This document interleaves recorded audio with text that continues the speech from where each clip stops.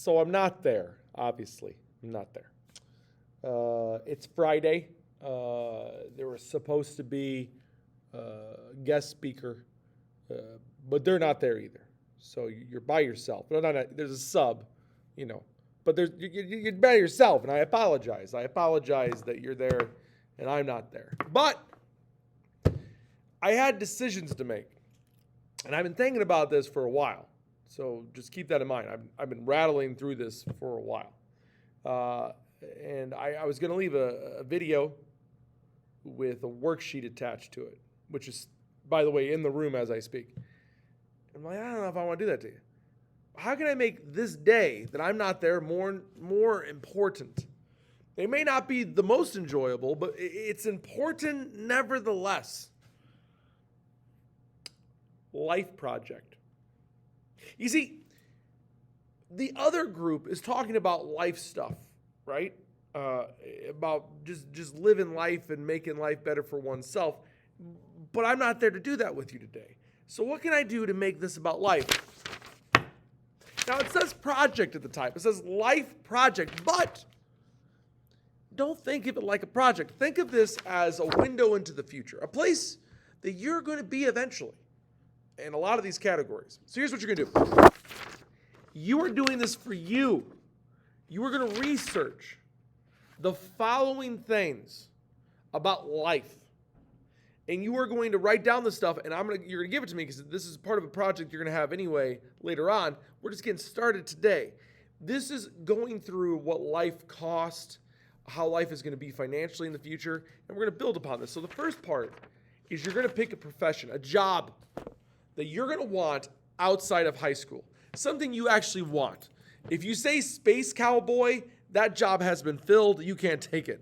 You need to pick something that you actually want. A hairstylist, basketball player for the NBA, if you have the skill. If you're terrible, don't even ask. Don't even put it down.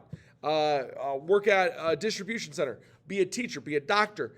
Doesn't matter as long as it's a job that you actually want, that you actually are going to try to get. If you don't know what job you want after high school, pick something you're interested in. If you have nothing you're interested in, you're lying. Pick something that you think is possibly an option. And you're going to put that on the first line here. Then you're going to look up their average salary per year, how much they make per year, and you're going to put that on line 2. And this is where it gets tricky, because now you have an idea of how much you make per year, and we're going to figure out how much you're going to spend per year and see how well you're living. Okay? So what you're going to do next is it says numbers about life for 3 and on. And the first section is living. Or actually, the first section is college. If your job requires you to go to college, you're going to look to see how much it's going to cost you to go to college for 4 years. Now, regardless if you need to go to college for your job or not, I do want you to look in how much it costs on average to go to college for 4 years and put that on the blank number 3.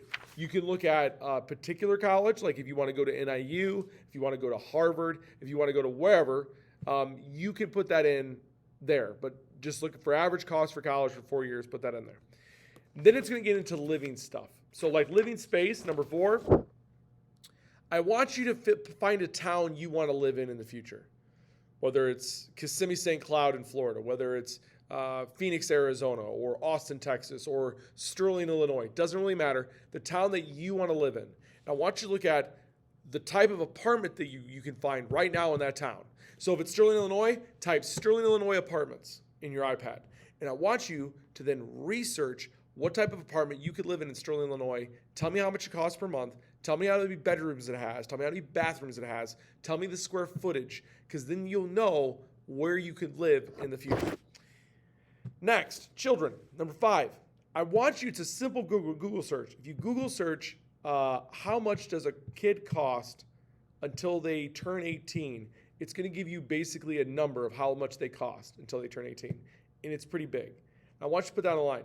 And then I want you to times it to how many kids you would want to have when you're older.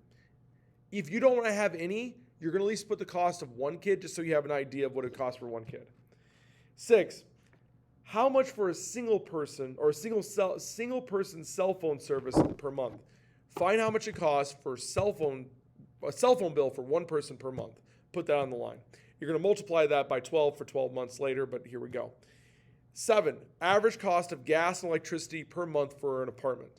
You're paying for gas and electricity. I want to know how much month on average you'd be paying. 8, how much does food cost for just you? This one's going to take some time. You're going to go through all the food you eat. Now, the lunch here is free, but when you're an adult, that's not going to be true. So you're going to kind of calculate how much food it's going to cost for your lunch, how much food it costs for your breakfast in the morning, how much food it costs for supper at night, and you're going to figure that out for the whole week, okay? So you need to do that, and then you multiply that number, how much food you eat per week, multiply that by 52, because there's 52 weeks in a year. That's going to give you a giant total. It says it in the description, but that's what you're going to figure out. Last, average car payments. So if you're going to get a car, most of you are going to have a car. I mean, that's just the way it goes.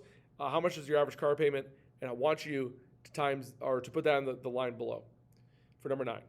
Now what you need to do is you need to get yearly totals. For number 8, you have the yearly total. 52 weeks, that's a year.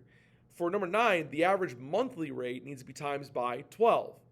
Anytime I tell you to give the monthly rate, you need to times it by 12, because that is going to give you how much you're going to pay per year. And do that for every single one of these costs, okay? Except for the kids, okay? The kid is pretty much good to go. That's going to be its own category. You're going to add up all of your expenses. And then you're going to see how much money you're paying per year and how much you have left over of your salary. And then you're going to ask yourself, what do I need to cut, or am I doing okay? After and during the movie, or during this project, I'm having the substitute play a DVD. So when you're done with the project, just watch the DVD, relax, do homework for another class, just enjoy the rest of the time in here. Put your name on this, turn it in. See you tomorrow. No, you won't. I'll see you next week. Peace, guys. Out.